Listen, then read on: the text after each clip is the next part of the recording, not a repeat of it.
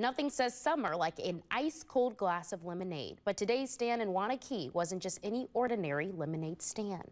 Oliver Swenson and his family call it LemonAda in honor of his sister Ada, who passed away from cancer. All of the proceeds raise money for Alex's Lemonade Stand Foundation to help fund childhood cancer research. This was the third year of LemonAda.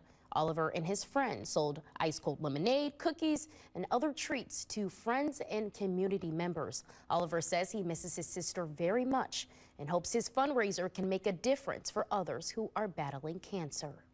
If people do have cancer, they might have a chance of living through it, a much bigger chance.